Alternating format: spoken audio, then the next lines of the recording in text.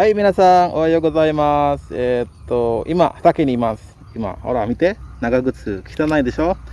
で、これからね、これは、消毒機というんですけど、これから消毒するんですね。消毒っていうのは、penyemprotan です。Jadi yang disebut dengan sodoku itu adalah nyemprot ya, penyemprotan terhadap tanaman. Ya, yang mungkin bagi teman-teman yang sudah bekerja di Jepang di bidang pertanian mungkin sudah tahu ya sodoku itu apa. Dan kali ini Sensei ingin mereview atau memperlihatkan kalian bagaimana caranya melakukan sodoku. Mungkin ini pengalaman Sensei juga di Jepang ya. Jadi saya akan coba terapkan di Indonesia. Jadi sodoku itu juga ada caranya ya. Jadi yang pertama kita lihat dulu tanaman ini. Ya, tanaman ini biasanya disodoku atau disemprot dari atas dulu. Terus memutar kayak gini ya. Terus baru ke bawah. Jadi ini tujuannya untuk agar semua kena obat gitu. Oh ya, jadi tujuan saya sodoku hari ini atau penyemprotan hari ini itu adalah untuk menanggulangi hama ya, yaitu musi desu ne. Jadi hama itu bisa dikatakan musi atau serangga sih sebenarnya. Tapi orang Jepang sering mengatakan hama itu adalah musi ya. Nah, di bidang pertanian di Jepang itu nanti ada yang disebut dengan aburamushi ya.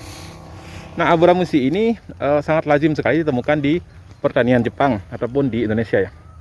Nah, hama ini tidak terlalu berbahaya sih, cuma kalau dibiarin tanaman akan menjadi kurus ya, kemudian dia akan menjadi tidak mau produktif ya, tidak mau berbuah ataupun tidak mau berbunga.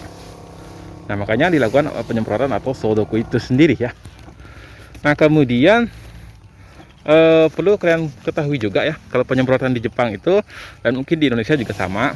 Ini terutama bagi teman-teman yang belum pernah melakukan penyemprotan ya. Jadi itu biasanya dilakukan mengikuti arah angin ya. Jadi misalkan kalau kita menyemprot itu anginnya datang dari utara, jadi kita melakukan penyemprotan itu dari utara. Jadi bukan dari arah yang berlawanan. Nah, ini tujuannya adalah untuk meminimalkan agar kita tidak kena obat ya. Kalau misalkan kita nyemprot dari arah yang berlawanan, otomatis muka kita, mulut kita itu akan terkena yang namanya obat. Yang namanya obat, apalagi yang tujuannya untuk membunuh, itu kita makan, itu kita hirup, itu akan menyebabkan keracunan. Tuh desu ne. Jadi yang kedua, tujuan saya untuk sodoku hari ini adalah untuk menambah hasil bunga saya ya. Karena beberapa hari lagi itu ada banyak hari raya di Bali ya. Jadi akan memerlukan banyak bunga. Jadi oleh sebab itu saya coba untuk melakukan penyemprotan untuk menambah hasil bunga saya. Karena kalau di hari raya itu biasanya bunga akan menjadi mahal ya. Karena kebutuhan banyak tapi yang punya sedikit, itu akan mengakibatkan kenaikan pada harga bunga. Dan saya berharap untuk dapat harga di hari raya ini gitu. Nah, kebetulan selain menanam bunga, saya juga menanam seperti di sini kita kalian lihat, minasang lihat ini ada pepayanya ya. Jadi harapannya juga selain menghasilkan bunga, saya juga ingin menghasilkan yang namanya pepaya gitu minasang. Jadi dulu selama Sensei di Jepang itu Sensei 4 tahun ya, kalau nggak salah 4 tahun itu bekerja di pertanian atau perkebunan. Itu tepatnya ketika menjadi pelajar ya. Jadi melakukan arba itu di hatake ya. Waktu itu juga kebetulan yang dibuat oleh tempat Sensei bekerja di sana itu adalah bunga ya. Tapi bunga itu adalah waktu itu adalah bunga krisan. Bunga krisan tahu kan ya? Nah, di sini di Bali, Sensei juga ingin mencoba menerapkan apa yang pernah saya pelajari di situ, seperti bagaimana caranya menyemprot, bagaimana pembibitan. Saya coba terapkan di sini, walaupun di situ tidak pernah membuat yang namanya pepaya, tapi mungkin ilmunya setidaknya bisa dipakai.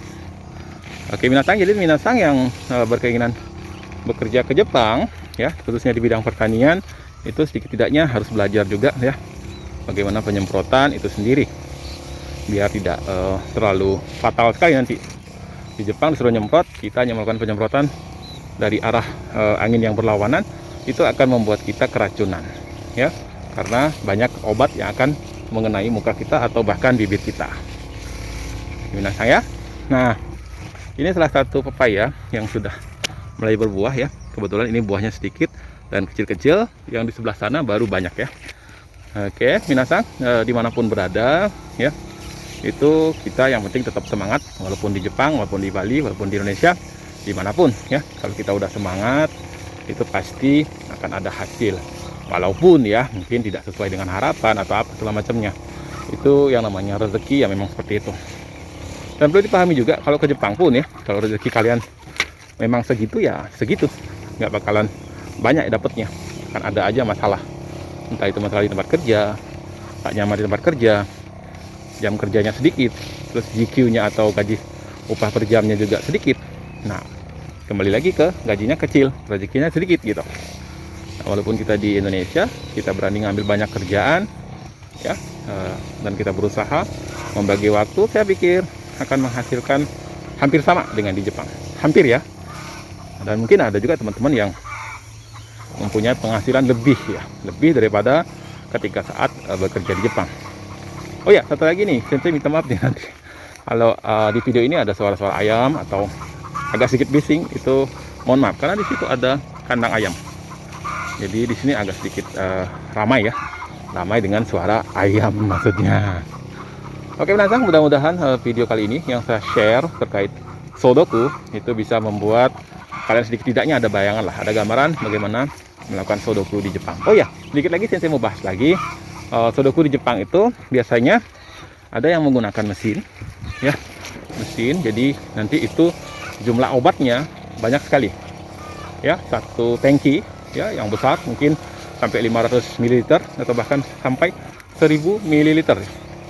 Jadi bisa dibayangin kalau kerjaannya Sodoku ya seharian Sodoku. Jadi kalian harus siap fisik ya, karena itu banyak jalan dan biasanya itu akan sambil menarik yang namanya selang atau hosu ya. Nah, itu yang berat nanti. Jadi itu aja yang mau saya share hari ini. Jadi saya akan lanjutin kerjanya. Mohon dukungannya, tetap support channel ini dengan share, like, dan komen ya. Bagi teman-teman yang akan ke Jepang, silahkan semangat belajar bahasa Jepangnya. Lihat juga video-video yang lain di sini, banyak banget ada video untuk pembelajaran seperti belajar kaiwa ya, belajar pola kalimat ya. Jadi gambatte kudasai. Dewa mata sugi no video de aimashou. Minasan, ja mata ne. Minasan.